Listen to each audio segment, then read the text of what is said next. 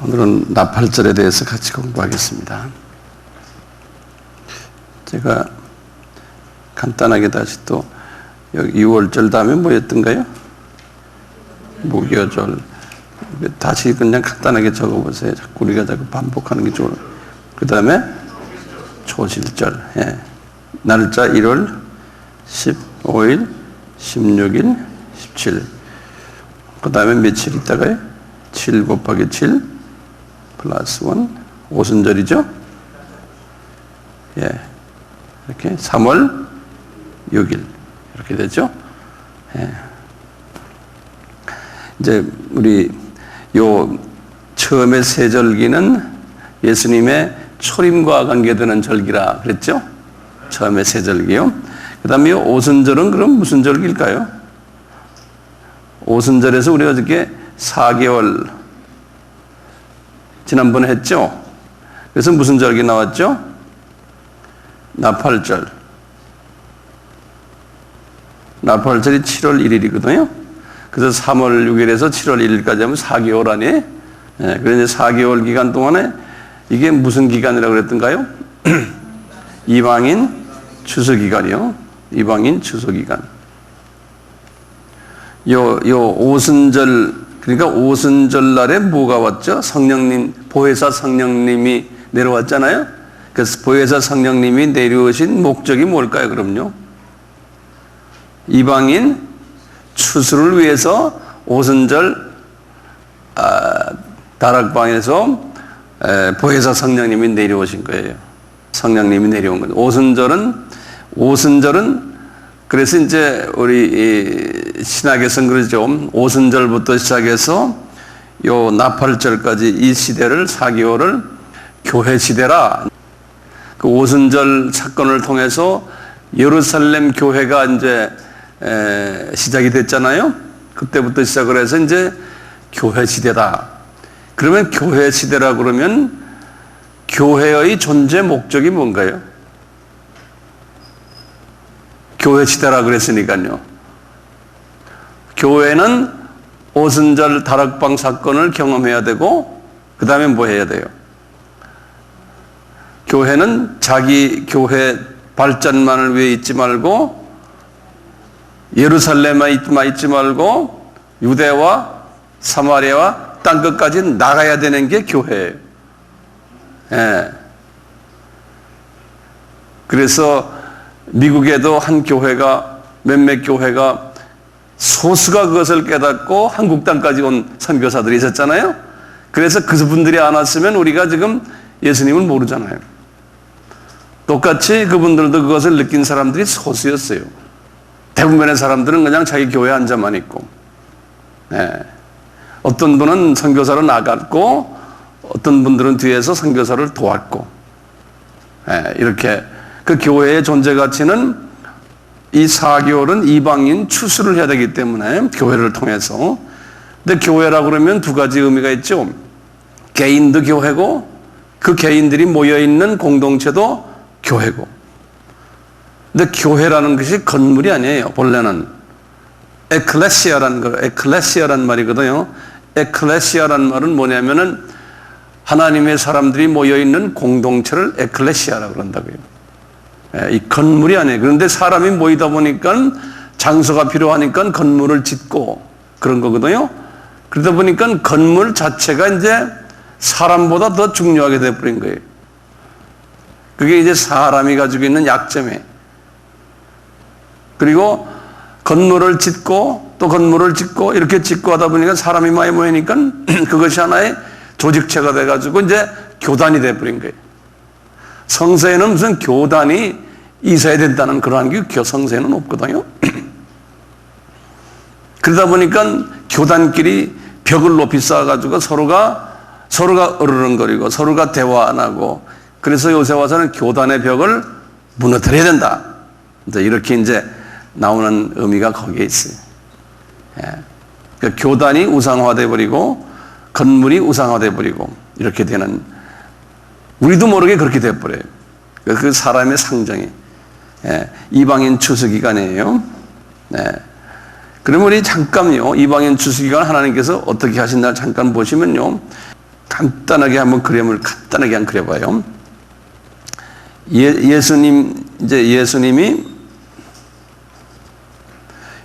탄생이 주전 4년이라고 그러잖아요. 우리 예전에 이거 자주 했지만 제가 간단하게 다시 한번 전체를 봐요. 주전 4년에 예수님이 탄생했거든. 예수님 탄생하시고는 바울이 언제 탄생했던가요? 바울은 출생이라고 그러죠. 바울이 혹시 아세요? 주후 5년이죠. 예, 주후 5년에 바울이 출생했거든요. 예. 그리고는 예수님이 30세 되는 해가 주후 26년이거든요. 예수님 30세 되는 해가요. 그래서 30세 이제 공생애를 이제 예수님이 하셨죠. 주 26년에요. 그리고는 예수님이 주 30년에 이제 십자가에서 이제 우리의 죄를 담당하시고 주 30년에. 그리고는 주 30년에 또 할 일이 뭔가요? 십자가에서 주님께서 이제 달리시고 그 다음에 이제 부활도 하시고요. 예수님께서요. 부활도 하시고 그 다음에 이제 예루살렘 교회가 이제 첫 교회가 이제 생겨난 것도 다 주 30년이거든요. 주 30년에.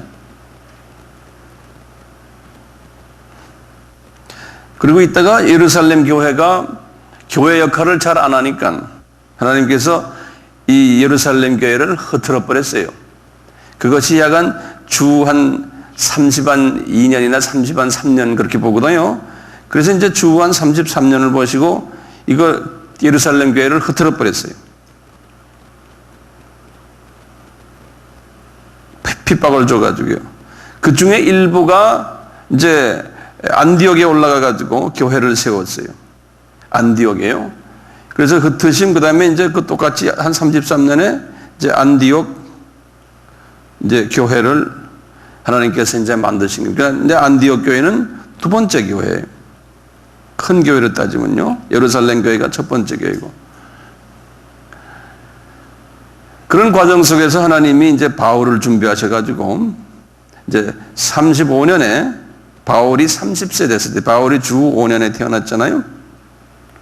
35년에 바울이 30대 됐을 때 다메섹에서 예수님을 만난 거예요. 그래서 이제 바울이 이제 회심한 거죠.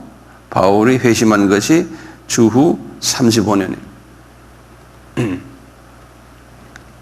하나님이 다 준비하신 거죠. 이제 바울을 이렇게 준비하셔가지고, 그래가지고 이제 바울을 통해가지고 이제 하나님이 준비하시는데, 하나님이 바울을 몇 년간 준비하셨냐면, 지금 태어나서부터 준비하셨지만 예수님을 만나게 하고는 45년까지, 이 10년 동안 하나님이 바울을 혼자서 지내도록 했어요. 이제 예수님을 만나고요. 7년은 아라비아 쪽에 가서 혼자서 계시게 하고, 그 다음에 나머지 7년은 고향 다소에서 이분이 홀로 지냈어요. 그때 다소에 있을 때 3층 천 구경도 시키시고 그랬어요. 이분에게요. 그러니까 홀로의 그 외로운 시간 10년을 보냈어요. 하나님 훈련시킨 거죠. 10년 훈련시켰어요. 그래가지고 45년에 이제 안디옥 교회의 목사님이신 바나바가 이제 이분을 불러가지고 안디옥 교회로 초청했어요. 안디옥 교회 전도사로 바울이 이제 숫자를 이제 기억해 두시면 좋겠죠. 안디옥 교회 전도사로 하시곤 그 다음에 이제 이분이 안디옥 교회 전도사에서 그 다음 1년 후에 46년부터 이제 48년까지 첫 1차 선교 여행을 떠난 거예요. 그래서 이제 이방인 사역을 시작을 한 거예요, 이분이. 1차 전도 여행을요. 이제 사마리아에서 이제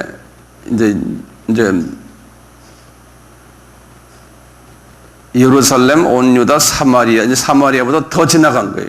그래서 이제 유럽 여기 요때는 터키 지방을 이분이 다녔거든요. 그 다음에 이제 50년부터 52년까지 여기 2차 선교 여행을 다녔어요. 예. 이때 이제 다니면서 교회들을 많이 개척했어요. 이분이 이때 에베소 교회 찾아가지고 두아디라 교회, 아시아의 7교회 다 개척하시고, 그 다음에 이제 올라가서 빌립보 교회 하시고, 마게도니아 지방에, 그 다음에 데살로니가 교회, 그 다음에 고린도 교회 다 개척했어요. 이때 이분이. 그리고 다시 이제 끝내고는 또 53년부터 57년까지 이분이 또 3차 여행을 자기가 개척한 교회들을 이렇게 돌아다니면서 쫙 또 그 교회를 돕고 그 교회의 문제들을 해결해 주시고 이런 일들을 쭉 하셨어요. 바울께서요. 그러고 있다가 이제 바울이 60년에서 62년에 이분이 1차 감옥에 들어갔어요. 1차.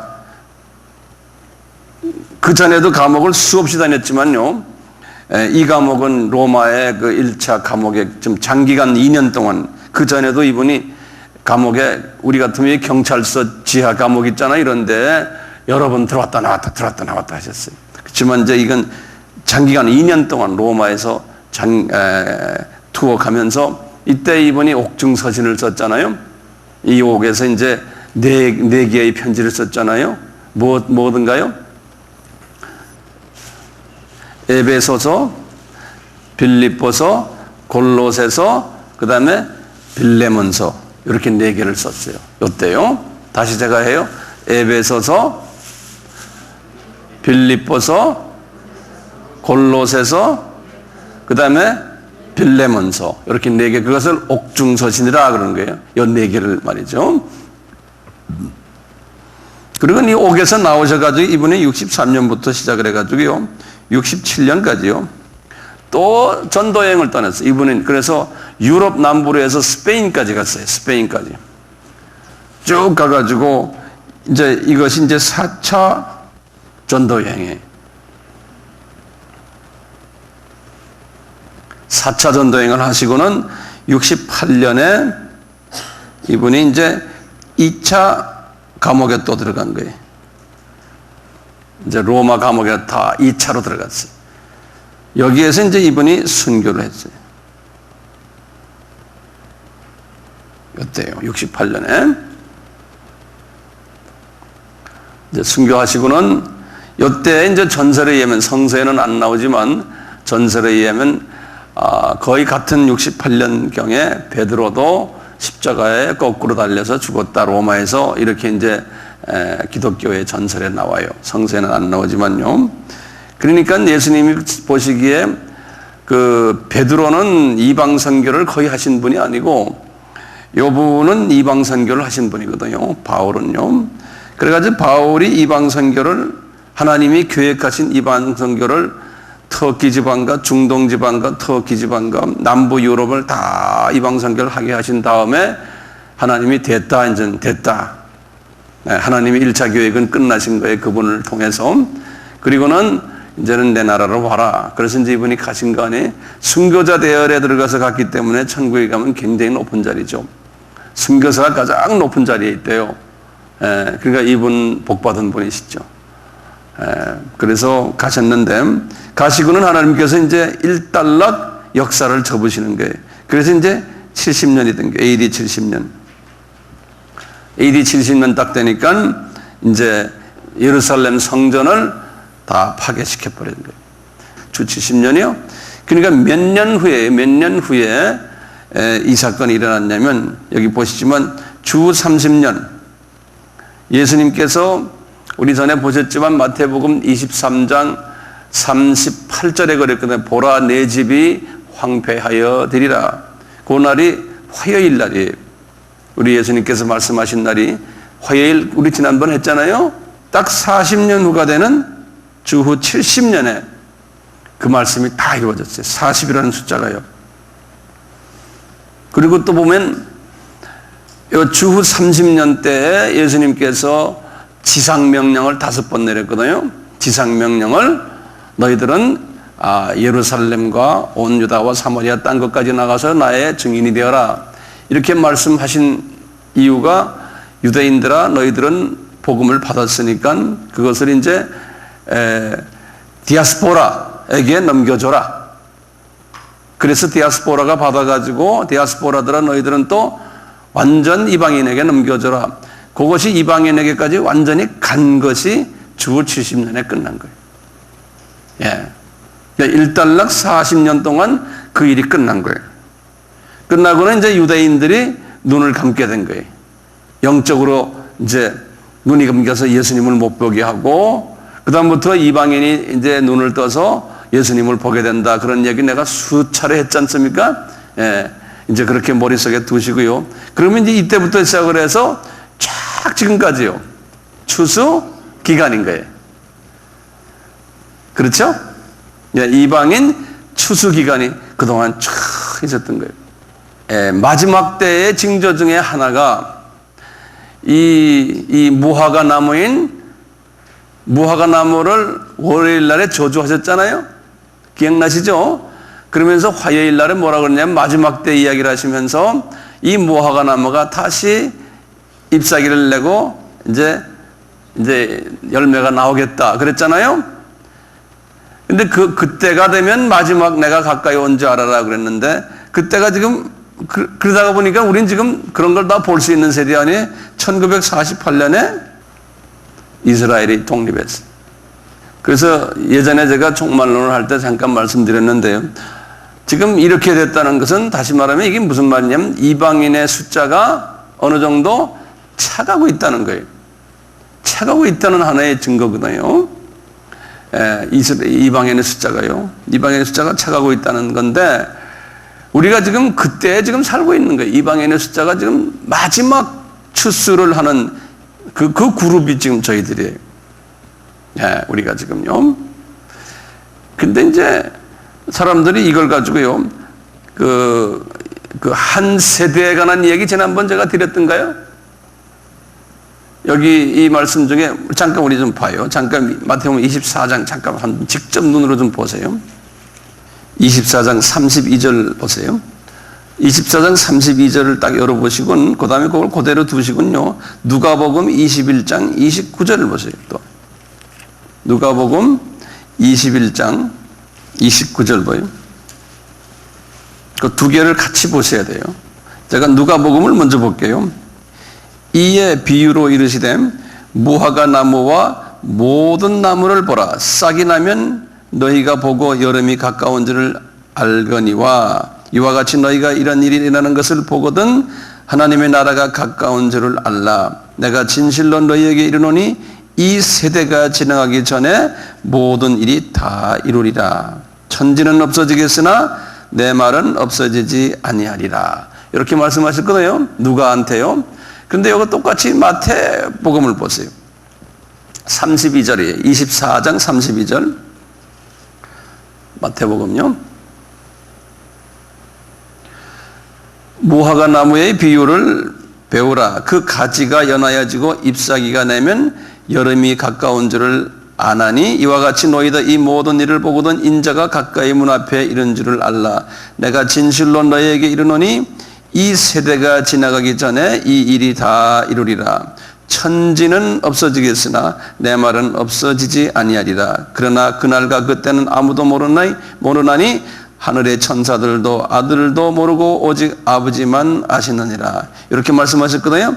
여기 지금 보시면 같은 내용인데 누가와 마태가 이 표현을 조금 달리한 게 있어요. 뭐가 달라요? 이제 그 처음 두 절을 보세요. 처음 두 절을. 무화과 나무의 비유를 배우라 그랬죠? 누가복음을 보고 마태복음을 보세요. 비유를 이르라 그러니까 무화과 나무와 모든 나무를 보라 그랬죠? 누가복음 거기다 줄을 꺼내서 누가복음은 무화과 나무와 또 다른 나무들도 보라는 거예요. 무화과 나무만 보지 말고, 예? 그 다음에 싹이 나면 너희가 보고 여름이 가까운 줄을 아나니 그랬어요. 근데 저쪽에는 마태복음에는 가지가 연하여지고 잎사귀를 내면 똑같은 이야기인데 표현을 조금 달리 했어요. 여름이 가까운 줄을 아나니 니네들이 이걸 다 보고도 내가 문 앞에 가까이 온 줄 알고 이 세대가 지나가기 전에 모든 일이 다 이루리라 그런 거예요. 이 세대가 지나가기 전에 그랬어요. 그래서 여기서 중요한 게 두 가지가 의미가 있어요. 이제 그 전 월요일 날에 마태복음 21장에서 무화과 나무를 저주했잖아요. 저주하고는 이제 그러다가 약 한 1900년 있다가 지금 1948년에 이 무화과 나무가 다시 잎사귀가 나오고 이제 싹이 나오는 거예요. 자, 그랬으면은 그리고는 하시는 말씀이 무화과 나무만이 아니고 다른 나무들도 했으니까요. 다른 나라들도 이야기하는 거예요. 그래서 이게 뭐냐면 2차 전쟁 이후에 1945년 이후부터요. 이제 그동안에 제국주의라고 그러잖아요. 이 제국주의 밑에서 모든 나라들이 있다가요.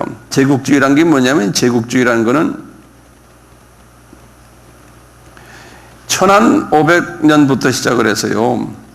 이 1500년 전에는 이제 또 우리가 중세라고 그러죠. 이 전을 이제 중세라고 그래요. 2차 전쟁이 끝나는 이때까지를 제국주의라고 그러는데요. 영어로는 한국말로는 또 식민주의, 또는 제국주의, 콜로니얼리즘 그래요. 이 주의는 뭐냐면 큰 나라 7, 8개가 전 세계를 다 지배하는 큰 나라, 유럽의 몇몇 큰 나라들이 전 세계를 자기네 손아귀에 놓고 있었던 제들을 제국주의라고 그런다고요. 그것이 2차 전쟁까지 갔다가 2차 전쟁 끝나면서 이 제국주의가 무너졌어요. 무너지고는 그 후부터 조그마한 민족들이 소위 민족주의라는 주의가 나타났어요. 그래서 제국주의 이후에 2차 전쟁 이후의 주의를 영어로는 nationalism 그래요. 다시 말하면 민족주의 그래요. nationalism 이거는 colonialism 그래요. colonial 그리고 이제 nationalism 그래요. 그러니까 이 미국이나 영국이나 독일이나 이태리나 불란서 심지어는 네덜란드까지 말이에요. 스페인. 그러니까 지네끼리 싸움하는 거예요. 지네끼리 땅 따먹기 더 하려고. 그게 이제 1차 전쟁, 2차 전쟁이거든요. 일본까지 거기 끼어가지고 아시아에서는요. 그때 중국만이 맥을 못 썼어요.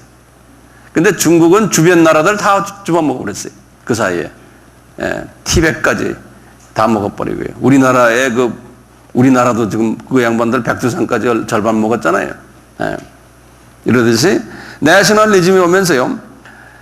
갑자기 우리나라는 1945년에 독립했지만 이 나라는 지금 이스라엘은 1948년에 독립했잖아요.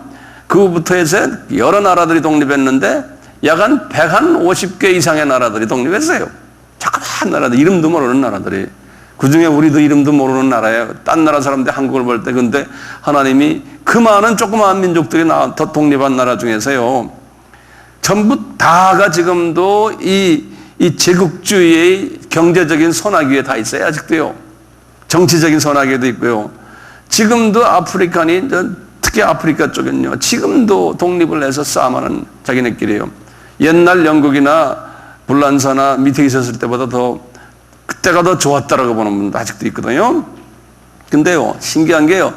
그렇게 독립을 한 나라들 중에 유일하게 경제적으로 발달되고 제국주의 사람들보다도 더 세게 하나님이 이렇게 올려준 나라는 한국밖에 없어요. 유일하게요. 경제 지금 10대권 들어가잖아요. 뭐 다른 유럽에 우리보다 옛날에 센 나라들이 우리 지금 밑에 있거든요. 그러니까 하나님이 이 민족을 참 특별히 보시는 민족이에요. 아직도 유럽 사람들이나 이제 그런 이 제국주의 사람들은 한국을 볼 때 아직도 밑으로 이렇게 보거든요. 밑으로 보는데 우리는 끝없이 지금 위로 올라가니까 이 사람들이 지금 우리를 깔볼 수도 없고 밟을 수도 없고 지금 우리가 지금 그 단계에 있는 거예요. 그러니까 지금 우리가 그 사람들을 경제적으로는 지금 우리가 이기고 있지만 이제는 문화적으로 이겨야 되거든요. 그러려면 교통신호도 잘 지켜야 되고 예? 우리가 지금 할 일이 얼마나 많습니까? 정부가 덜 부패해야 되고, 이 문화적으로 이제 이 서구 사람들보다 더 나아져야 되는, 그게 우리의 큰 과제예요. 영적으로는 지금 우리가 그분들을 지금 따라 맞았어요. 그런데 이제 문화적으로, 윤리적으로, 사회적으로 우리가 그걸 따라 마셔야 돼요. 그래서 제가 이제 여행을 하면서 항상 비행장에 가면 우리 한국 사람들이 좀 추태를 부리라고 그러나요? 좀 아직도 그 예의 안 지키고 하는 걸 보면은 좀 안타깝다 하지만 시간이 좀 갈 것 같아요. 그래서 저는 이렇게 생각해요. 우리 후손들이 지금 중고등 대학생들이 외국으로 많이 나가잖아요. 그것도 하나님의 뜻 같아요. 많이 선진국에 내보내가지고 선진국 물을 먹고 오면은 우리 이러면 안 되겠구나. 그래서 우린 다 죽고, 그 전에 이제 예수님이 오시면 좋겠지만요. 우린 다 죽고 지금 20대 플러스 마이너스 이 세대들이 우리 나이 됐을 때는 우리 민족이 그래도 선진화되지 않겠나. 한 40년, 50년 내다보고 있어요. 이 세대에 관한 학설이 있어요. 한 세대를 몇 년으로 보느냐? 어떤 분은 40년으로 보는, 성서에서 보면 40년으로 보는, 아까 40이라는 숫자 있잖아요. 어떤 분은 아니다, 50년으로, 50년은 주빌리라고 그래가지고요. 우리 같으면 희년이라고 그러잖아요. 그렇죠? 그래가지고 그러면 이 세대가 지나가기 전에 예수님께서 내가 재림할 가능성이 있다 그래가지고 그걸 가지고 여러 가지로 또 이야기하는 분들 중에요. 자, 40년으로 본다 이거예요. 이게 40년, 한 세대가 지나가기 전에 내가 오리라 그랬으니까요. 이게 보면 88년인 게 1900. 그래서 이때 한때요, 특히 미국에는요, 이쪽 부분에 아주 그 전문가들이 이때 막 예수님이 오신다고 막 한때 우리는 올림픽 준비하고 있는데 그런 사람들이 있었어요. 그러니까 안 오셨잖아요, 예수님이. 예? 그럼 50년 세대설 가지고 한번 이야기해보자. 그러는 거예요. 그러니까 1948년에 50이면 어떻게 됩니까? 8에? 이게 어떻게 돼? 9? 1998년? 이것도 아닌 거예요. 지나갔잖아요, 지금요. 그러면 1900? 이거 안 되고 이것도 아닌 거예요. 그래가지고 이제 또 새로운 학설이 또 나온 거예요. 새로운 학설이 뭐냐면, 이스라엘의 그 수도가 텔아비브였어요. 이 1948년에 도착한 것이. 근데 텔아비브는 성서적으로는 그렇게 중요한 도시가 아니에요. 진짜 이스라엘이 독립됐다는 것은 그 나라의 수도인 여기 예루살렘. 근데 예루살렘이 그 당시에는 요르단이라는 나라가 예루살렘을 지배하고 있었어요. 요르단이라는 나라가요. 그러니까 예루살렘을 지배할 때가 진짜 이제 이스라엘이 독립한 거다라고 보는 학설이 있었어요. 예.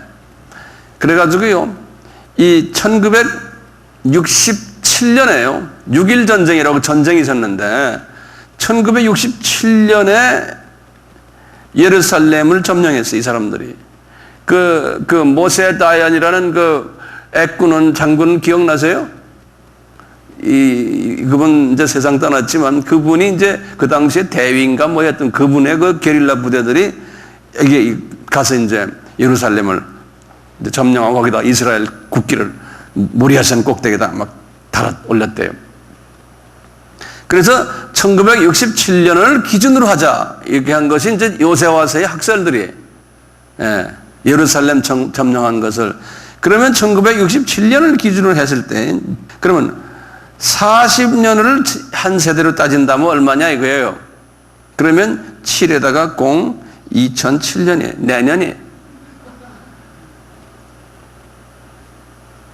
내년에. 그래서 지금 미국의 그 텔레비전을 보면요, 미국의 이 텔레비전에 이 종말에 대해서 강하게 주장하는 그분들 돈 많이 들어가지고 텔레비전에 열심히 나오거든요.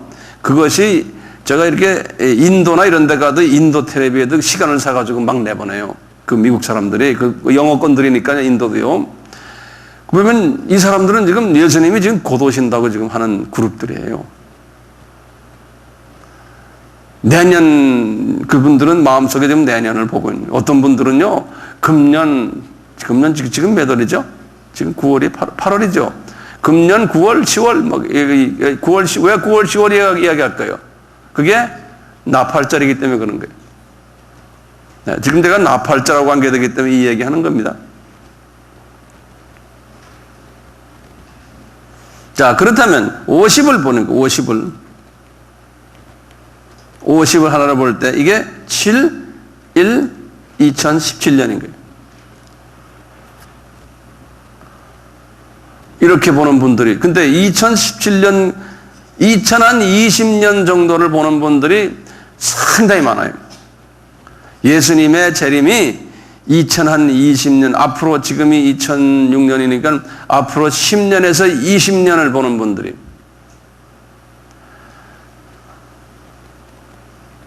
겁나요?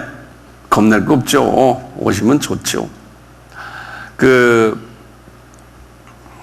성서를 이제 번역하는 그룹들을 위클립 트랜슬레이트라는 그 선교기관이 있는데 이 사람들은 성서만 번역하는 사람들이에요.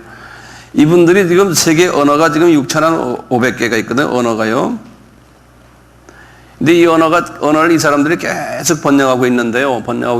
이 6,500 언어가 다 적어도 마가복음 하나 정도라도 번역이 돼서 이 정도까지 가려면 언제까지 갑니까? 해서 이분들이 발표하는 게 있어요. 발표하는 거 보면 성서가요. 2025년. 이 백인들이 2025년 하면 정확해요. 이분들은 그러면 2025년 하면 어떤 이분들이 말했으면 2020년에도 가능하다는 소리. 또 이제 미전도 족속이 언제쯤이면 복음화가 될까요? 할 때 대부분의 그 전문가들은 이 정도가 됐을 때 어느 정도 다 끝날 가능성이 있다는 거예요. 그래서 모든 걸 이렇게 전체를 정치적인 문제 보고 중동 지금 사건들 보고 뭐 기타 등등을 보면은 그렇게 될 가능성이 상당히 많다는 거죠. 이제 전쟁이 이제 날 때요. 전쟁이 날 때 3차 전쟁이 난다고 가정할 때 세계가 이제 어떻게 전쟁이 나냐면은 이제 미국과 이제 서구와 아마 한국도 있겠죠. 그다음에 일본 기타 아마 인도까지 우리 이쪽으로 들어올 가능성이 없지 않아 있어요. 네. 이렇게 좀 미국과 가까운 나라들이 한 그룹이 되고 그다음에 이제 아랍을 중심으로 해서 이제 소련이 이제 그 대표예요. 아랍 그룹과 소련과 중국과 이제 또 아랍 여러 나라들과 옛 소련과 이런 다 합해서 이게 이제 이게 붙을 예정이에요. 이 중에 이제 아랍 중에서도 가장 성서에 보면 강하게 나오는 아랍이 지금 이락과 이란이거든요. 성서에 보면 나오거든요. 지금 이란이 굉장히 강하게 나오잖아요. 이제 이락이 강하게 나오다가 한바탕 혼났고 그 다음으로 지금 나타나는 게 이란인데요. 페르시아. 에스겔서에 보면 분명히 이제 이란이 이제 그런다고 그랬어요. 지금 그게 눈에 보이거든요. 그래서 이 자리매김을 지금 하고 있어요. 그래서 지금 아랍과 소련은 상당히 가까워졌고, 이제 중국하고도 지금 아랍이 굉장히 가까워지고 있어요. 왜냐하면 오일 때문에 가까워지고 있고, 그렇게 지금 가고 있어요. 미국을 자꾸 왕따시키고, 그러면서 미국이 지금 상당히 지금 공경 속에 빠지고 있거든요. 이런 모든 부분들을 볼 때, 우리는 정치에 관계없이 우리는 열심히 복음만 미전도 족속을 향해서 복음만 전하는 일에 그래서 우리가 지금 존재하고 우리가 지금 그래서 하는 겁니다. 이해가 되시겠죠? 네? 네. 삶에서 목표가 뚜렷해야지 재미가 있잖아요.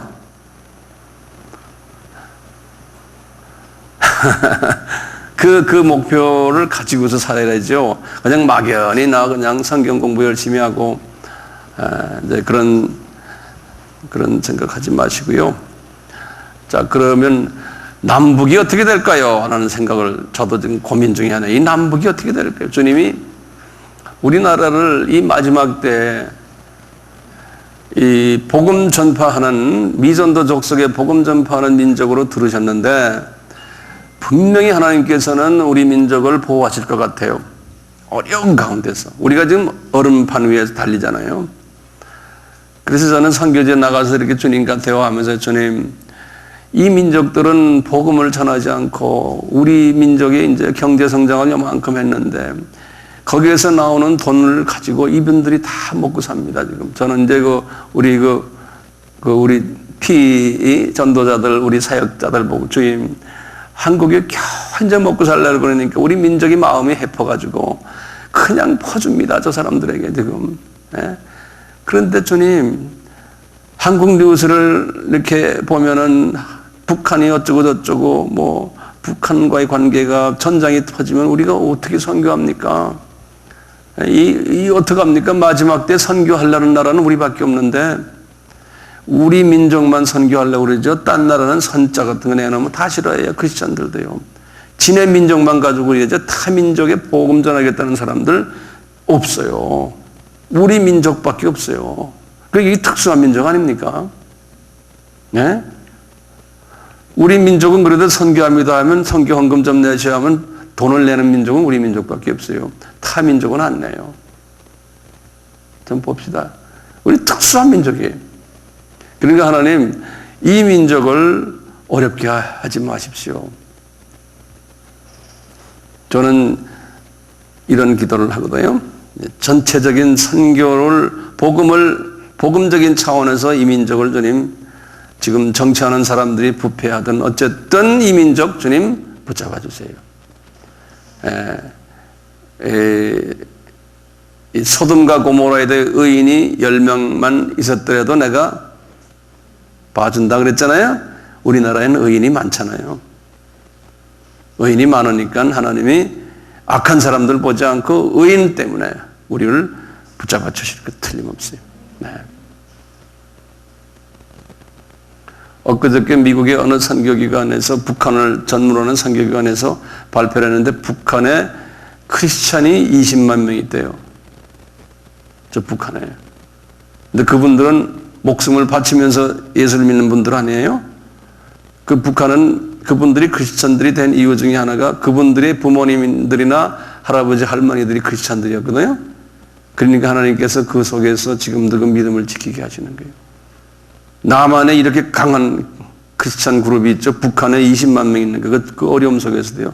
그러니까 하나님이 우리 민족을 딱 붙잡고 계세요. 우리가 대단한 민족이에요. 이 마지막 때. 네. 제가 이 외국을 많이 돌아다니면서 항상 그걸 느껴요. 아, 우리 민족은 하나님이 특별히 부르신 민족이구나. 그렇게 자부심을 가지고 또 감사하게 생각하세요. 예, 아멘. 네.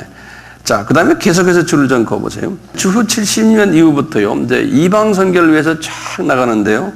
알다시피 우리 313년은 뭐든가요? 이제 로마 황제 이름이 뭐죠? 컨스탄틴. 이제 컨스탄틴이 이 로마에 이제 이 로마 제국의 기독교를 국교화시킨 거예요. 굉장히 중요한 해거든요. 왜냐하면 기독교를 이제 국교화시켰으니까요. 유럽이 기독교화됐다는 소리나 똑같아요. 그 당시에 유럽 전체가 독일만 빼놓고 전부 다 로마 제국이었으니까요. 영국 다 할 거 없이요. 그러니까 유럽이 기독교화된 것이 그 계기가 313년이에요. 유럽이요. 그리고 이따가 이제 590년에 이제 로마 카톨릭의 첫 교황이 그레고리라고 해요. 그레고리 1세가 이제 첫 교황이 됐어요. 그래서 이제 교황 제도가 로마 카톨릭이 정식으로 교황 제도를 만들어 가지고 카톨릭화한 것이 590년이에요. 그러다가 1054년에 이제 그리스 사람들이 이 로마 카톨릭에서 빠져나왔어요. 그래서 이제 동서교회라고 그러죠. 동교회가 그리스거든요. 서교회가 로마 카톨릭. 그러니까 동유럽, 서유럽. 그래 동서교회 분리가 된 거예요. 그래서 이제 히랍 정교가 이제 생겨난 거예요. 1054년에. 이제 이들에 의해서 이제 러시아 정교도 이때 나타나고요. 이 히랍이 러시아 정교에 영향을 줘가지고 러시아 정교가 또 나왔어요. 러시안 오토닥스라고 그래요. 거기다 그러니까 지금부터 1000년 전 이야기예요. 그러니까 러시아의 기독교도 1000년 됐어요. 그러다가 이제 1517년에 카톨릭이 너무나 부패되니까, 야간 카톨릭이 보세요. 500년대부터 1000년 동안 카톨릭이 이렇게 유럽을 쥐고 있다가 이 중에 소수가 카톨릭이 부패됐다고 그래서 이제 종교 개혁을 일으켰잖아요. 그래서 이제 종교 개혁이 이제 일어났고, 이제 개신교가 이때 이제 생겨난 거죠. 개신교가요. 개신교 중에 첫 개신교가 이제 루터교죠.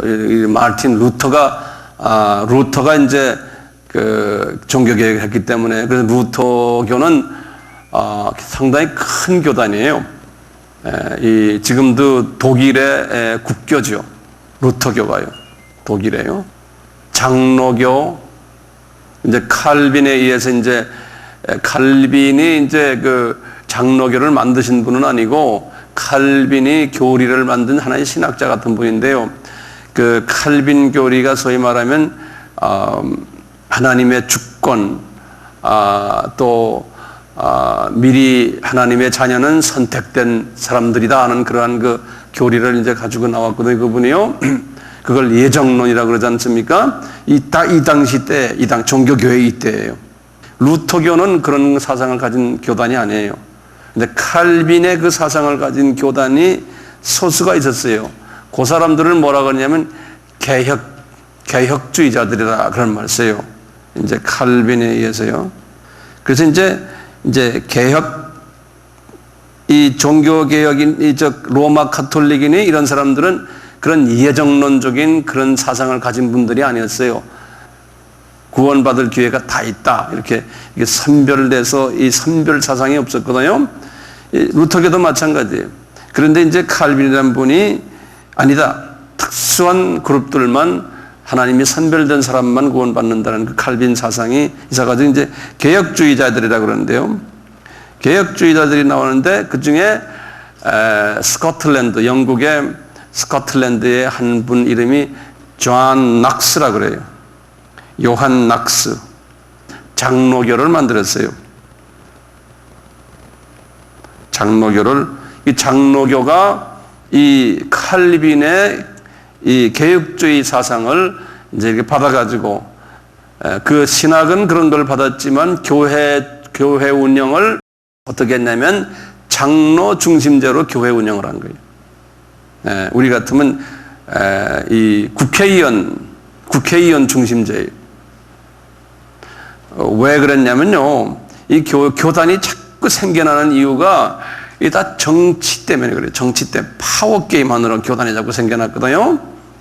이제 예를 들면요, 이게 그러니까 하나의 사람의 죄성이에요. 우리가 사람의 죄성인데요. 한번 보세요. 파워가 누구한테 있습니까? 교황 한 사람에게 있어요. 그 교황이 절대 주권자예요. 그런 주의 아닙니까? 근데 이분의 파워가 전 세계를 다 깔고 있으니까 상당한 거죠. 그러니까 그 나라의 어떤 나라든 임금도 교황 밑에 있는 거예요. 그런 이야기 들었죠? 서양사에서요. 그래서 교황이 임금을 너 그만둬라 그러면 임금이 그만두고 하는 그런 정치를. 그러니까 정치와 종교가 하나가 돼가지고, 근데 종교가 더 파워가 있는, 여기까지 간 거예요.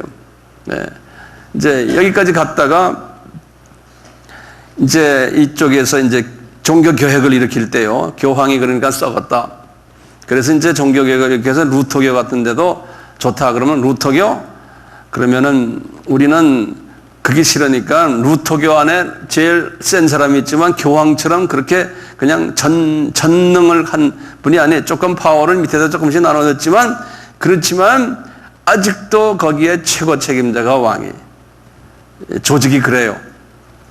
그러다가 이제 이 교황이 이제 싫으니까요, 이 영국의 이제 그 헨리 왕이라고요. 헨리 왕이 이혼했는데 다시 결혼하려고 그러니까 교황이 사인해 주지 않는 게 결혼 못 한다고. 예. 그래가지고 영국에서 화가 나가지고 너희들 너무나 우리를 이제 지구서 조른다 그래가지고 로마 카톨릭 빠이빠이. 영어하고 한국말 썼어요. 로마 카톨릭 빠이빠이 한 거예요. 그래가지고 자기네가 우리 자체내 기독교 만들겠다. 그래 만든 거지 영국 성공회예요. 그것도 이 종교개혁 바로 직후에. 그것을 영국 성공회라고 그러거든요. 영국 성공회가 이제 이름이 세 개가 있어요. 영어로는요. Episcopal Church 그래요. Episcopal. 안 그러면 또 Church of England 그래요. 영국 교회 Church of England 이렇게도 쓰고요. 그 다음에 Anglican Church 그래요.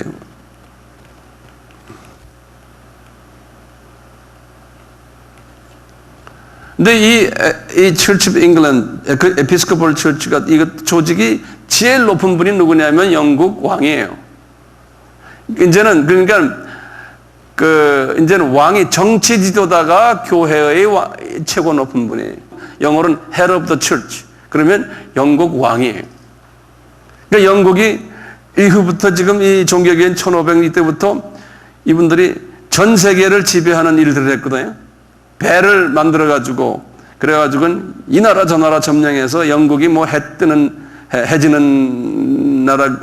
데가 없다고 그러듯이, 그래서 여기저기 그냥 특히 아프리카니 저쪽 가면요, 영국 처치 오브 잉글랜드 지금도 많아요. 우리나라에도 성공회 있잖아요. 저 시청 앞에. 가보셨어요? 턱수궁 바로 옆에. 아주 금사라기 땅에.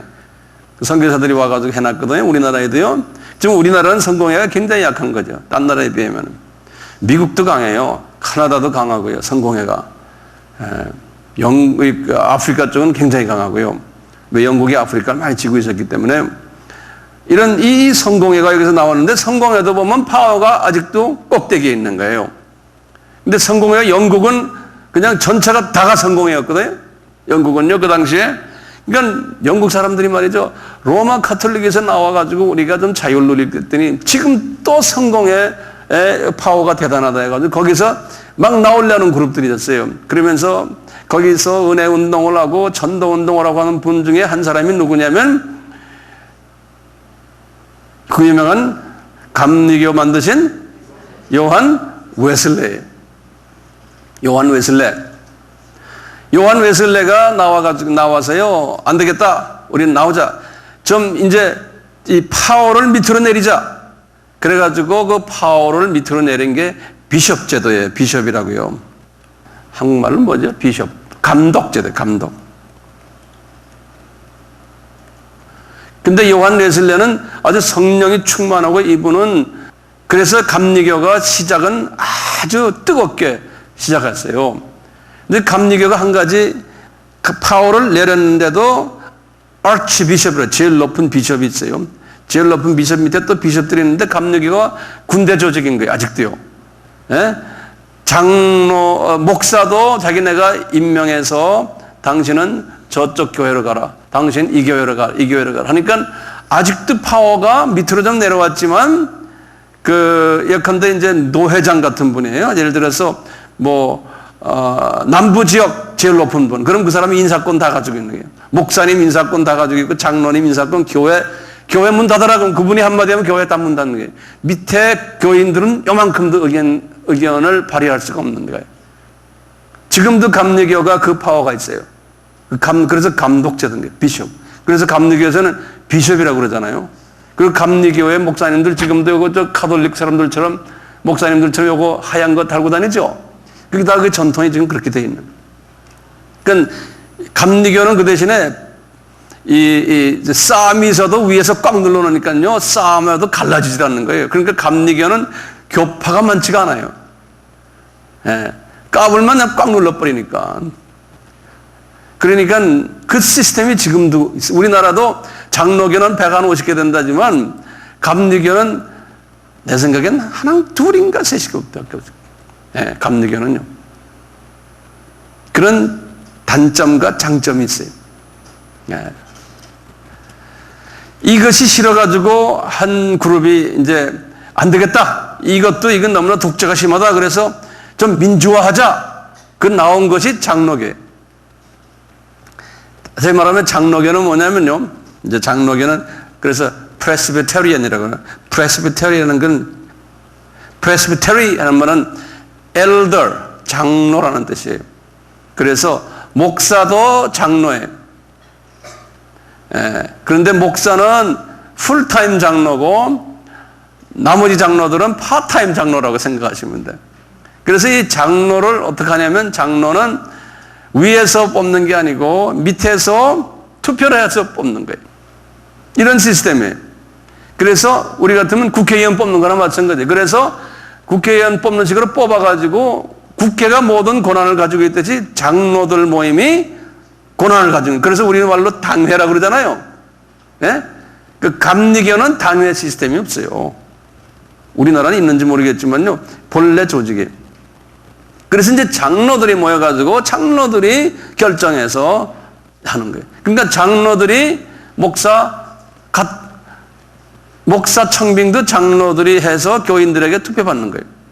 그러니까 목사님 마음 안 들면 나가셔. 그냥 봉급쟁이 목사로 그냥 생각하는 거예요.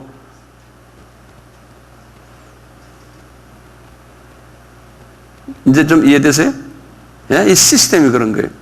그런데 이 장로들이 또 부패해져 가지고요. 장로들끼리 싸움하고 이 권한을 줘놨는데 이것이 그냥 이게 자기네끼리 이게 또 권한 싸움하는 거예요, 이 안에. 예? 그래서 이게 싫다고 나온 그룹들이 또 많았어요. 그래가지고 그거 싫다고죠.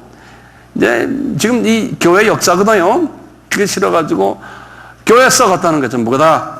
그래가지고 모든 파워는 교인들에게 있어야 된다라고 막 나온 그 그룹들이 있었어요.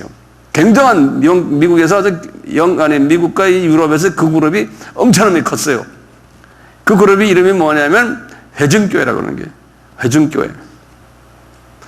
한국말로는 회중교회. 회중이 파워가 있다. Congregational Church 그래요. 이 회중에게 파워를 주자. 사회적으로도 좀 수입이 좀 적고 교육 수준이 그래도 좀 낮은 분들이 위에 이 정치하는 정치꾼들 싫다고 말이죠. 예? 교회는 순수해야 된다. 그래가지고 이 회중교회들이 나타난 것이 굉장한 큰 운동이었어요. 유럽에요. 특히 영국에요. 이 회중교회 안에 두 그룹이 딱 생겨가지고 또 싸움을 했어요. 그러니까 이게 보면 사람은 다 그런 거예요. 네. 이 회중교회가, 이 중에 한 회중교회가 뭐냐면요. 이 성사를 보니까 왜 예수님도 물속에 들어가셨는데 요단강에 왜 물속에 안 들어가고 딱 물을 뿌리기만 하느냐. 이 가톨릭부터, 이 사람들은 가톨릭 질색하는 사람들이거든요. 예? 그 다음에 이 사람들은 이 성공에 질색하는 거예요. 전부 다 형식화되어 버리고 이 위에 장로계 감리가 그냥 질색하는 거예요. 그런 사람들 보면 이단이라고 보는 분들, 이 그룹들이. 그래갖고 물속에 들어가야 된다. 그래서 그거를 막 강조하는 사람, 안 그러면 구원도 없다. 막 그 그룹이 침례교가 된 게. 아세요? 이 회중교회, 이 침례교. 이제 한 그룹은 뭐냐면 물속에 안 들어가도 괜찮다. 하여튼 파워만 우리만 밑에 교인들이 가지자. 그게 회중교회. 그 사람들을 회중교회라고 그래요. 이름은 자기는 그냥 회중교회라 붙이고, 요 회중교회 요 일부가요. 그러니까 지금 이 두 그룹이 말이죠. 이 로마 카톨릭한테 성공회한테 엄청난 핍박을 받았어요. 이 사람들이 파워를 가지고 있는 분, 정치, 문화, 경제 다 파워를 가지고 있으니까요. 니네들 죽어 그래가지고요. 이 사람들 잡아다가요 감옥에 집어넣고 사형시키고요. 어떤 때는 우리 주기철 목사님 못 위에 걸었잖아요. 예? 저 판에다가 못을 내려놓고요. 이 사람들이 거기다 집어넣어서 거기다 다 죽이고요. 그냥 수백만 명이 죽었어요. 유럽에서요. 이 침례교와 해중교회 분들이요. 아니 그냥 완전히 그냥 죽일 놈들이라고 생각하고요. 예. 이 기독교의 역사를 보면요. 우리 주님이 참고 그냥 계신 거예요. 예. 그래가지고 이분들이 종교의 자유를 외치면서 도망간 것이 미국으로 도망간 거예요. 아세요? 그래서 미국에 이분들이 보스턴 지역에 도착한 거예요. 그래서 우리가 그 당시에 이분들이 인디안들 만나가지고 뭐 서로 그 다음 해 그 감사절 때 얻어먹고 그래서 추수감사절이 그래서 생긴 거 아니에요? 예? 이분들이 그 핍박을 피해서 미국으로 도망간 사람들이에요. 그러니까 미국에 도착한 기독교인은 어떤 교회냐면 침례교하고 이 회중교회예요. 이 회중교회를 우리가 뭐라 부르냐면 그 유명한 청교도라 부르는 거예요. 그러니까 미국은 지금 미국이 한 300년 역사 있잖아요. 이 사람들은 영국계 사람들이고 유럽계 사람들이지만 특히 주로 영국계 사람들이지만 영국 왕을 질색하는 사람들이에요. 영국을 싫어하는 사람들이에요. 하도 어려움을 당해서요. 그래서 영국이 화가 나가지고 미국을 침범해서 미국과 영국이 싸움 많이 했어요. 네. 싸움해가지고요. 그 안에 또 우리가 그래도 영국 계통인데 왜 우리가 영국 왕과 싸움합니까? 이래갖고 거기 보면 로얄리스트라 그래요. 로얄리스트라는 영국 왕을 또 선호하는 분들이 그 안에 좀 있었어요. 다 어디로 도망갔냐면 카나다로 도망간 거예요. 그래서 카나다와 미국이 갈라진 거예요. 니네들 다 올라가라. 안 그러면 다 죽여버린다. 그래가지고 도망 올라간 게 카나다로 올라간 거예요. 그래서 카나다가 지금도 영연방 속에 들어있는 거예요. 카나다가요. 지금도. 그렇지만 미국은 영국 하면은 질색하는 거예요. 그러다가 이제 쭉 하니까 로마 카톨릭 질색하고요. 이 미국의 이 소위 침례교 회중교회가요. 그러니까 미국 대통령이 로마 카톨릭 출신이 미국 대통령이 된다는 건 상상 못 하다가 케네디 때 처음 된 거예요. 34대. 그만큼 미국의 전통이 약간 약해진 거예요. 그전에는 택도 없어요. 로마 카톨릭 하면 그 정신이 그랬어요. 그러니까 지금도 미국이요. 이 미국이 모든 걸 자유 아니에요? 자유? 예? 그리고, 뭐, 케네디 같은 사람은 by the people, for the people, 뭐, 무슨 people. 그래서 전부, 너무나 백성들에게 자유를 주다 보니까 또 이렇게 돼버린 거예요. 예, 이 자유 하다가요. 예. 지금도 그러니까 이분들이 독재 정권을 미워하고, 예? 뭐 이런 거 싫어하는 이유가 이 나라를 만든 기본 정신이 그런 거예요. 위에 정치 독재하는 놈들 다 죽일 놈들이다 하고. 왜냐하면 거기에서 상처를 받고 나온 사람들이기 때문에.